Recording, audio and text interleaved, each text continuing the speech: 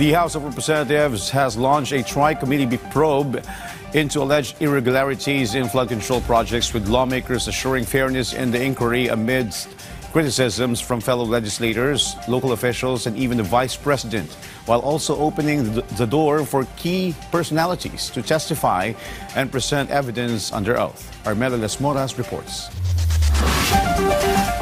House Committee on Public Accounts Chair Terry Ridon assured that the House Tri-Committee's investigation into the alleged anomalous flood control projects in the country will be fair. During the plenary session last night, the House has adopted House Resolution number 145, which formally establishes the TRICOM. In addition to Ridon's Public Accounts panel, the Committees on Public Works and Highways and Good Government and Public Accountability are also part of the group, which when combined will be officially called as the House Infracom. But for ML Party List Representative Laila De Lima, she had this to say.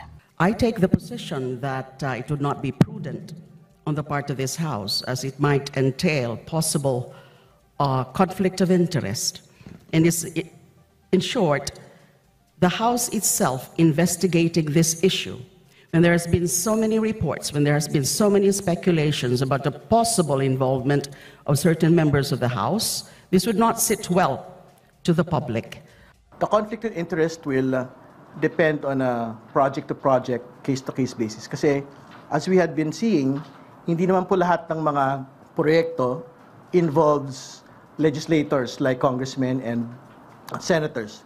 In the event that a legislator, a congressman or a senator is named in the course of inquiry, they will be given the right to reply in that inquiry, but we will immediately recuse from further investigating and endorse it first to the DepDev. They have stated already that they will be undertaking independent investigation on all the projects, and if the President will create an independent probe, we will also endorse it to them.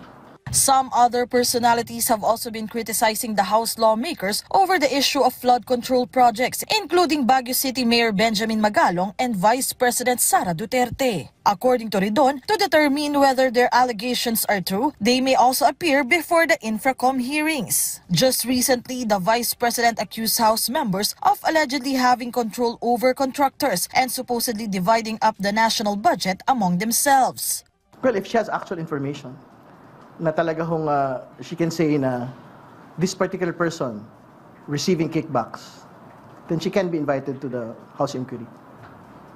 But it needs to be personal knowledge, hindi ba? Kasi she will have to do it under oath.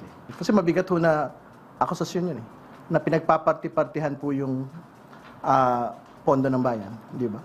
House Committee on Public Order and Safety Chair Rolando Valeriano also pushed back against the statement made by the Vice President. So siguro po yung kinakalat ni Vice President na yan, mukhang lies na naman po, mukhang kasinungalingan. Para siguro pagtakpan niya yung ibang mga kapalpakan niya. Every time na meron siyang magiging problema, ituturo niya lagi yung Kongreso. So parang mali naman po yun. Mela Las Moras from the National TV Network for a New and Better Philippines.